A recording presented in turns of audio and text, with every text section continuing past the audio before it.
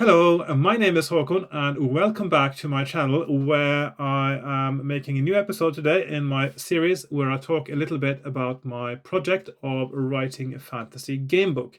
This series will talk a little bit about I'll talk a bit about the world building aspects of writing a game book, culture, religion, geography, language, all those things. And also I will talk about things to do with game mechanics and structure and things like that, as it pertains very specifically to my game book. And also I will discuss things that have to do with game books in general as well. And this is the contents of this series so far. A lot of it had to do with world building, because I think that a good fantasy story should start with the world building, because if you don't know what you're doing with the world, you just end up making something very generic and something that's been done before and something a little bit random, I think. Or at least that happens quite easily. So I don't want to mix up things too much. I want to have something in the end that feels very coherent. Everything should fit together. There should be a logical reason why things are the way they are, whether it's to do with the language, the culture, the names, anything like that. So, and these have been some of the subjects I've been talking about in several of my episodes now.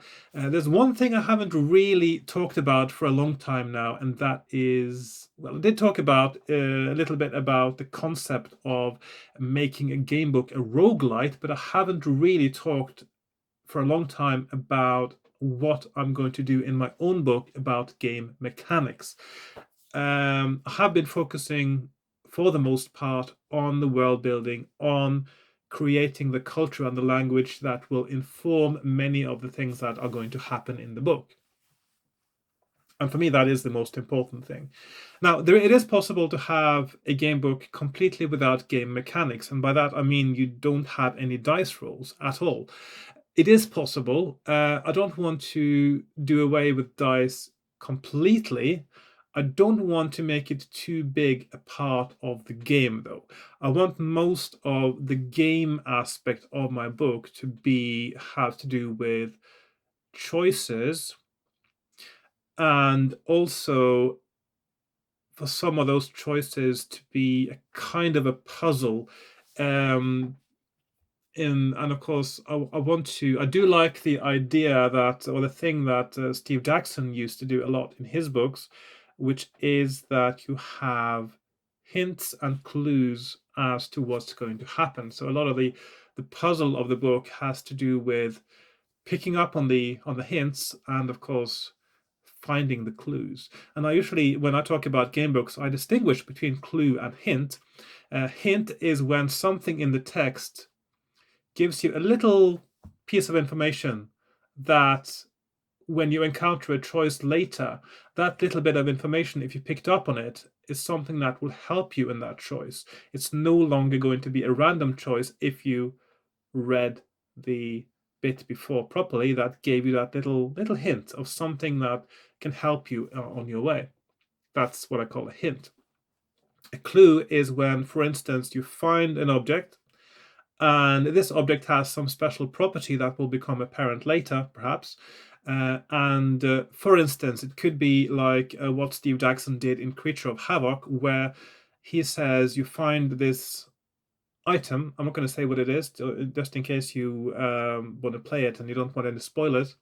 Say you find a special item, and it says that when you get to a paragraph that starts with, and then you have some string of words.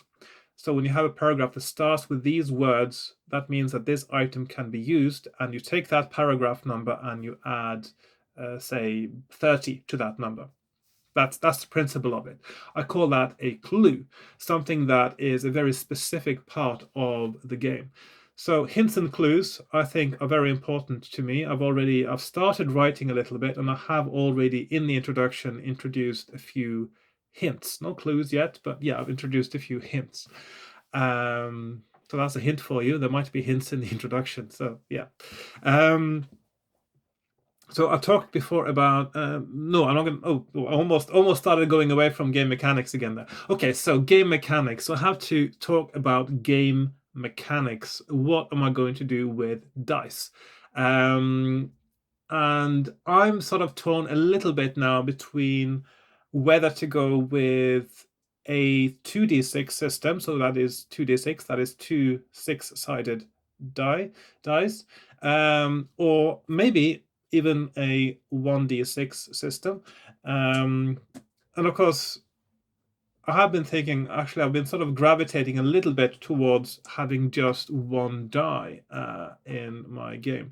Now, the nice thing about, well, one thing about with two dice, of course, what happens is when you roll two dice is that your results are going to be quite center heavy. You are more likely to get a result close to the middle of the range of possibilities.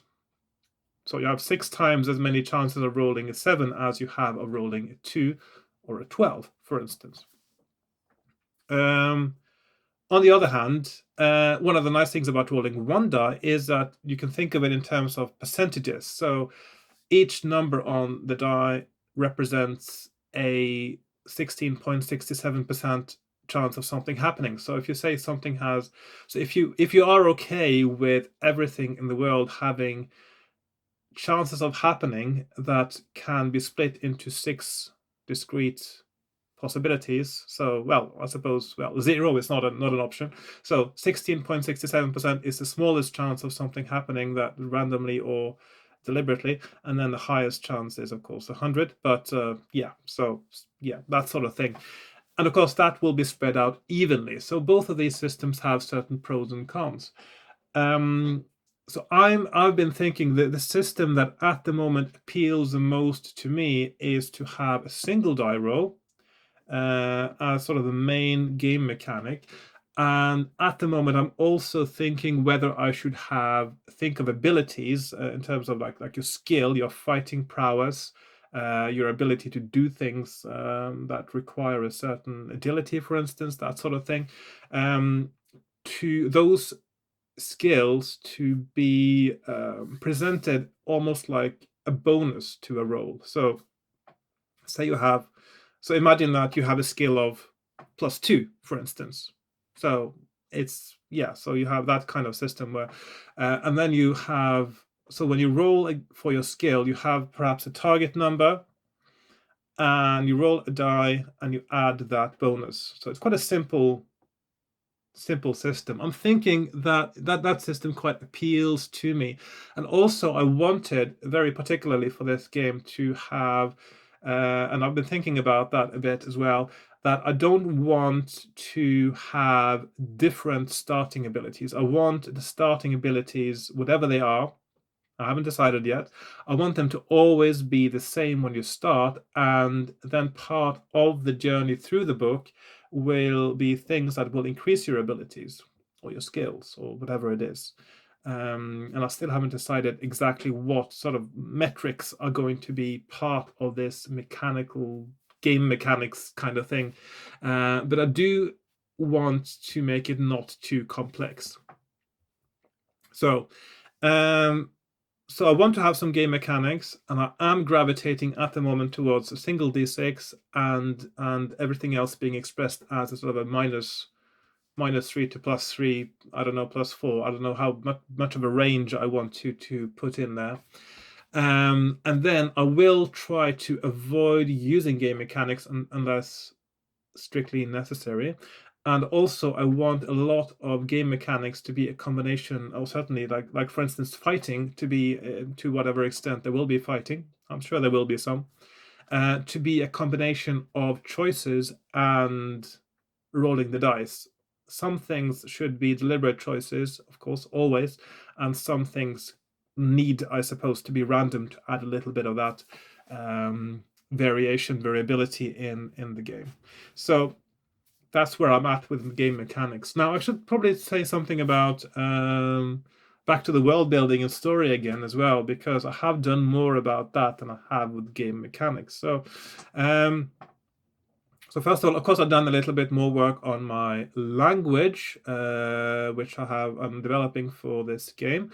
I still haven't. There's one thing I really need to do, by the way, before I really do too much with the language, and that's the thing is I want, of course, one of the main reasons I wanted a language specifically for this game book is that I wanted to create names of people and places that are connected to the language rather than to some random thing that lots of fantasy writers do. And one of the things, of course, with language is that, especially when it comes to names of people, is that names of people are usually, or very often, very common names in all countries in all the world, are very often part of the culture and history and religion of the people. So, for instance, many of the most common names we have in the English-speaking world are from the Bible. You have lots of Johns and Peters and Samuels and all those things. So you have lots of names that are derived from the Bible. So these are religious names, or well, they don't. Of course, they may have lost partly their religious connotations, but they are based on a shared cultural experience that is linked to religion. And so I cannot really start creating names of people until I have created the names of deities. So that means that one of the next big steps I need to take when it comes to world building will be to create a more of the religious framework. So I have to come up with more of the I need to create some of the religious myths that this culture is founded on. I have to decide what's the main god. Are there several main gods? What are their relationships with each other? What kind of sort of deities and divinities are there that are named? And what is their significance to the people? And what kind of inspiration for names of children would there be in that? Both in the names of the deities and also inspired by what kind of things they have done as part of those legends. Now, there was part of that thing I was thinking about how the world building informs the story that I was talking about, and how it starts with, or it is a kind of rite of passage that is derived from something that happened in relatively recent history, where something that happened to a young person of this community, where they spent a year alone in the wilderness and learned a lot about the culture and history and religion and even the language, certainly the written language, I was thinking, of the people. And of course, a lot of those stories, and of course, a lot will be derived from that experience of that person and the stories that sort of grew from that. So it is a relatively recent thing and also an ancient thing that sort of got rediscovered, I think, at the time. And so, of course, there is a certain possibility that some of the information about the religion, the ancient religion, has been skewed by its modernization as well.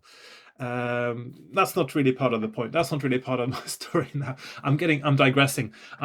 So the thing is, in any case, I need to flesh out more of the religion in order to inform myself of names to whatever extent I need names. So yeah, so that's an important part of the thing now. And also, since I am trying to link some or many of the things that happen to the player character during this story to an experience similar, and of course places where the person who went before has gone, and things that are sort of holy sites and divine possible divine interaction, things like that. I need to know the names of deities. I need to know what the deities are. And I have been thinking that because of the way that this people, how they live really close to nature in this sort of quite a wild kind of nature, sort of West Norway, deep fjords with sort of jutting mountains sticking straight out of them, and deep valleys and all that kind of thing. And what kind of religious thoughts do you get in that kind of environment? What is important to you? And of course, one of the really important things about religion, just generally, is that a lot of the divinities that people believe in are certainly historically, and certainly when you're talking about sort of really, really far back before monotheism, is of course deities that are linked to the kind of deities you would pray to, I suppose, in the hope of survival and in terms of being able to find the food you need. So, of course, in pre-Christian societies, many pre-Christian societies, many of the most important deities would have been the ones linked to, of course, in the pre-Christian, but the post-agricultural societies, I should say. First of all, the deities are linked with the harvest very often. So many of the most important ones are the harvest, and of course, it is the sun as well, because without the sun, you know that you need the sun to create the growth that produces the harvest. And of course, deities to do with weather. So if you don't want too many tempests, it can ruin your harvest, etc. You want rain, but not too much, things like that. So, and I'm thinking, so what is this society's sources of food? And I'm thinking they're sort of semi-agricultural. I'm thinking they're sort of, they would have some livestock, and I'm thinking goats primarily goats, because they're quite suited to the environment. And then I'm thinking that fishing is going to be one of the really huge things for them. So they will have both a sort of a regular fishing, but also the thing about fish is that a lot of fishing is seasonal. For instance, salmon, they come upriver at a certain time of year. You have herring that come close to the shore at certain times of year as part of the spawning, etc., etc. And I've sort of been imagining that something that, for instance, that you have these kind of fish like herring that come into the fjord to spawn at a certain time of year, and interestingly, of course, what could happen at the same time as you have the herring coming is that they can be followed by whales.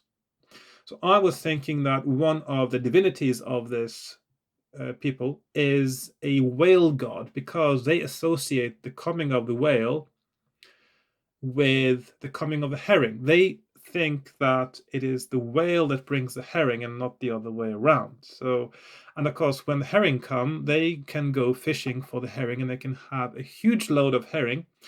And of course, herring can't be preserved. And this could be a huge part of what makes their food stocks for the winter, for instance. So herring, very important, fishing, very important, and then the whale gets this kind of divine power as one of as a creature, that is, as a being that brings the herring, and thereby actually the whale is the one that sort of personifies their ability to survive the winter, and therefore is worshipped as a god. So that's one thing. But of course, they also want them to have a little bit of a foot in that hunter-gatherer society. Of course, fishing, I suppose you can call that hunting-gathering when you think about it. But of course, it still feels more like a settled existence, like agricultural. But they also do hunting. So, of course, wild West Norwegian mountains. Of course, they have their own tame goats, but there would be wild goats. There would be reindeer. There would be deer. Different animals like that, bears and wolves would be present. There would be things like that. So there would be other game. There would be mountain hares, squirrels, birds, etc., etc. And some of these animals will be, and hunting them will be a supplement to the sort of main diet, which will be fish and, well, goat meat, I suppose. I'm not sure to what extent I want them to grow things. There might be some things they grow. I haven't decided yet exactly what that would be, but I suppose that they could do some kind of minor agricultural thing as well. As we know, a lot of agricultural societies, they grew out of, first of all, from growing different kinds of grains, and of course, the main initial purpose of growing grains, certainly that's the theory, is to brew beer and not to bake bread. So beer possibly came before bread, or they came at the same time. So If they grow any kind of crops, that also means they have a tradition for brewing with a very high likelihood. And of course, brewing things, that's also something that is, if you brew beer, you have a drink that keeps for quite a while. And of course, it is also something that will, so you have something that will keep over winter, and that will sustain you a little bit as well, because it is nourishing. So different things like that, different aspects of that. And of course, if you have brewing, you would have some kind of divinity linked to the brewing, because alcohol and gods, they go together as well, because being intoxicated is something that most cultures, at some point at least, associate with a kind of divine experience. Many hunter-gatherer societies, they have different ways of getting intoxicated, and also many forms of intoxication are linked with religious rituals and seeing visions and things like that. So of course there should be some kind of divine link there too, with divinities and some kind of deity that has a name again, and of course that should be linked with some words to do with brewing and beer and things like that. So I do have quite a bit of work to do when it comes to fleshing out these things. So far I've started writing the very introduction or the beginning of the book, including a few choices as well. That and it is possible to die right in the beginning if you make the wrong choice. But of course, if you picked up a hint in the beginning, you will not make the wrong choice. So that's yeah, it's a fair death if you make the wrong choice, I think. And I did say before, it has to do with a kind of this is a ritual that is based on what happened to this boy many years ago, perhaps even hundreds of years.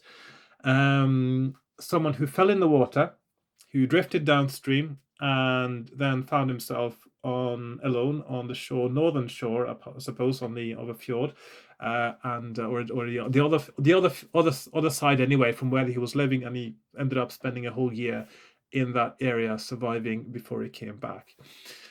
And so a lot of this ritual is to recreate the journey made by this person many years ago, and come back as sort of a reborn. It's almost like a rebirth. I'm sort of thinking of it as, they think of it as a death and a rebirth, because this first person to whom this happened, he would have been, everyone thought he died. So, and they already have this ritual of burying at sea. So it's almost like he fell into the water and he drowned. As far as they were concerned, he is already properly buried. And so I was thinking that this rite of passage, this ritual, starts with as a sort of symbolically as a kind of burial ritual, where the young person who's going to go through this is thrown in the water, just as you would with someone who is going to be as a funeral rite. And then of course he has to survive that. He has to survive his own death in a way. You have to survive your own death, and then you have to take this 1-year journey. And therefore, symbolically, it's almost like you're doing, like you're also having a journey into the realm of death as well, the realm of the dead, of course, and of course that it is a realm of divinity as well. So it's all linked together as a sort of symbolic thing as well. It doesn't, I mean, I might make it sound a little bit complicated now. When if you're playing this book, it will not be, you don't have to think about all these things. They will just be in the background, most of them. And sometimes there will be a name of a person or a character, and you don't have to know how that name came about. But for me, this is part of finding out how it does come about, of course, and why things are the way they are. So I have written the beginning. So that's when you get thrown in the water, and you have to survive. You have to make sure you don't drown right away. Of course, there is a possibility of drowning right away, and also there's a possibility of not drowning, but but actually not being able to continue on your quest as well for other reasons. I'm not going to say anything about that now. And then there are some good choices as well, of course, where if you do the right thing, you'll be okay. So yeah, so that's where I'm at the moment. And also I used for the beginning, I also had to write a little bit of in my conlang, because I wanted to make that a little bit part of the story now as well. The language that is used in the books, not used in the book so much, that is this people's language. And so we have a sort of a funeral, no, not really a funeral chant. It is a chant that is done by the people present at the ceremony, where when you start this rite of passage, they have a sort of a chant that is done by the people in the background as somebody's thrown into the water, and they sort of tell something about the story of what happened that a few hundred years ago when somebody else went through the same thing.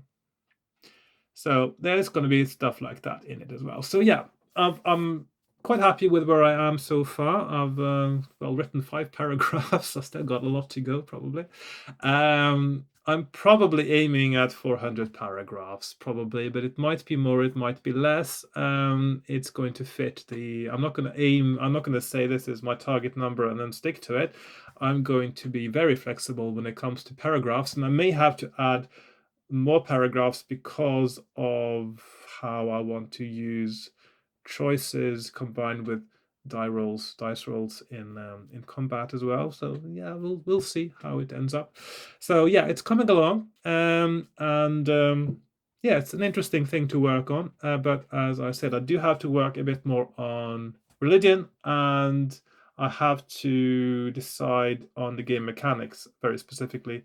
And if I don't decide on it, if I don't finalize it before I write paragraphs where the game mechanics are involved, I will, of course, have to make sure that I manage to get back and find those paragraphs and correct them in a consistent manner later as well. And another thing I will do, because this is something I've done with fighting fantasy books, when I'm finished, I'm going to analyze the book and sort of make sure that survivability, etc., is okay as well. I don't want to make it too hard. I don't want to make it too easy, but I want maybe the hardest part to be not so much rolling the dice as making the right choices, and therefore finding the correct way through. So the puzzle of the book, the puzzle of finding the way through, which I think is the essence of fighting fantasy game books, really, not rolling the dice. So yeah. Right, I think that's all I wanted to say today, and actually that's a few things more than I wanted to say today as well. So I'm sorry if this episode is a little bit long, but that's where I'm at, and that's what I'm doing. So I hope you found this interesting to hear about, as usual, and if you did, please do the usual stuff, and I'll see you in my next episode. So thank you very much for watching, and goodbye for now.